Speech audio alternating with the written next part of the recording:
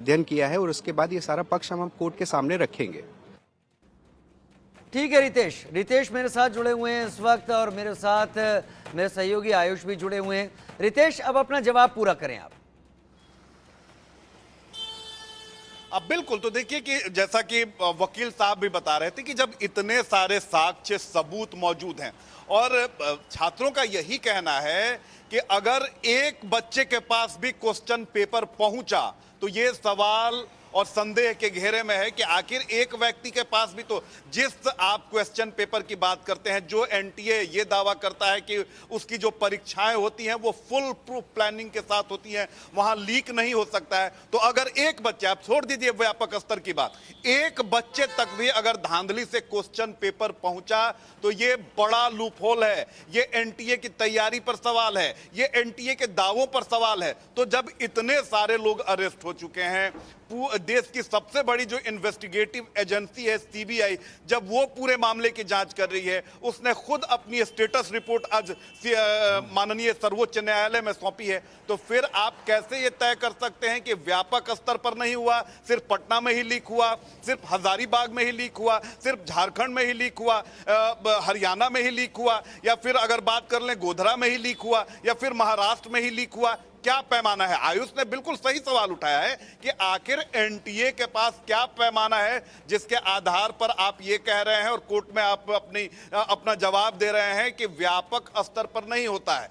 व्यापक स्तर की परिभाषा क्या है, उसका डिस्क्रिप्शन क्या है, ये एनटीए को भी बताना होगा। और शायद यही बात माननीय सर्वोच्च न्यायालय ने भी इस बात का जरूर ध्यान रखा होगा, तभी इस पूरे मामले की जो हियरिंग है उसे आगे बढ़ाकर 18 जुलाई कर दिया गया है। और इसके पीछे की जो वजह है, जो जानकारी हमें मिल रही है कि जो स्टेटस रिपोर्ट सीबीआई ने अब तक सौंपी है उसके एक एक पन्ने को माननीय सर्वोच्च न्यायालय जो है वो ध्यान से पढ़ेगा और उसके बाद कोई महत्वपूर्ण फैसला लेगा।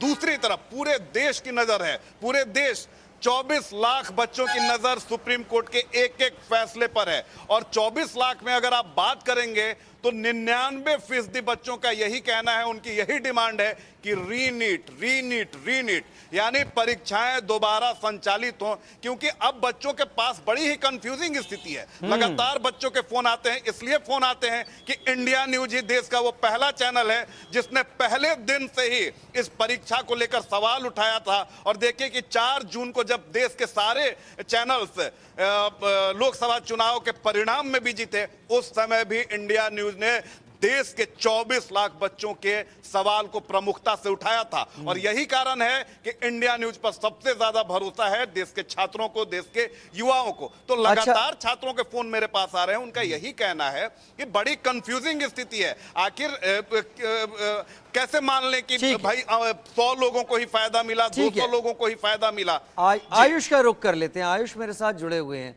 आयुष, रीनीट को लेकर एक बड़ा प्रदर्शन का एक सीरीज चली थी पूरे देश में, अलग अलग शहरों में, बड़े बड़े शहरों में, और इस सीरीज के साथ साथ इसे पॉलिटिकली बहुत ज़्यादा सपोर्ट मिला था विपक्षी पार्टियों की तरफ से, राजनीतिक भी मुहिम बनाने की कोशिश की गई थी। अब कोर्ट ने 18 तारीख सामने रख दी है, अब 3 हलफनामे वहाँ पर आ चुके हैं, केंद्र सरकार, एनटीए और सीबीआई। ये 3 हलफनामे इस तरफ इशारा कर रहे हैं कि ये तीनों ही रीनीट की बात को मान नहीं रहे हैं। क्या इस पर राजनीतिक पारा बढ़ता हुआ आप देखते हैं?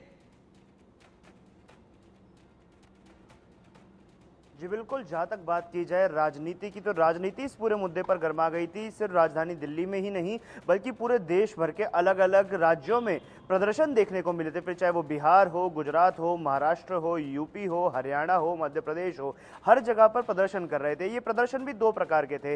पहला प्रदर्शन उन छात्रों के द्वारा किया जा रहा था जो वाकई में इस समस्या से परेशान थे, जो ये मांग कर रहे थे कि नीट का एग्जाम दोबारा करवाया जाए, क्योंकि धांधली के आरोप पूरे देश में जिस प्रकार से लग रहे थे, जगह जगह सीबीआई रेड करके लोगों को अरेस्ट कर रही थी, जगह जगह से ऐसे सेंटर सामने आ रहे थे जहां पर पेपर लीक के मामले सामने आए, जहां पर सॉल्वर गैंग सामने आया, जहां पर ऐसे लोग सामने आए जिन्होंने एक सीरीज में ही 720 में से 720 अंक प्राप्त किए। तो ये वो बच्चे थे जो प्रदर्शन कर रहे थे इस चीज से परेशान होकर। दूसरी ओर राजनीतिक पार्टियां भी इस मैदान में कूद गई थी। राजनीतिक पार्टियों ने भी इस पूरे मुद्दे को भूनने में कोई कसर नहीं छोड़ी, फिर चाहे वो कांग्रेस हो, आम आदमी पार्टी हो या लेफ्ट हो, तीनों की तरफ से ही जमकर प्रदर्शन प्रदर्शन देश की राजधानी दिल्ली में मैंने खुद कवर की और वहां पर उन लोगों से बात करी तो ये बात कही गई कि एनटीए जो ये एग्जाम करवाता है इसको रोकने के लिए, आखिर इस धांधली को रोकने के लिए जो एनटीए के द्वारा एग्जाम कराए जाते हैं उसको रोकने के लिए क्या कदम उठाए गए।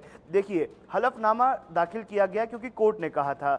ये बात कोर्ट से पहले भी एनटीए से लगातार लोग सवाल कर रहे थे कि आपने इस पेपर लीक को रोकने के लिए क्या किया, क्योंकि उसके बाद कई ऐसे एग्जाम हैं और कई ऐसे एग्जाम आगे भी होने हैं, उसमें ये फुल प्रूफ सुविधा बनी रहे कि एग्जाम सेंटर तक जो पेपर पहुंचे वो रास्ते में कहीं लीक ना हो।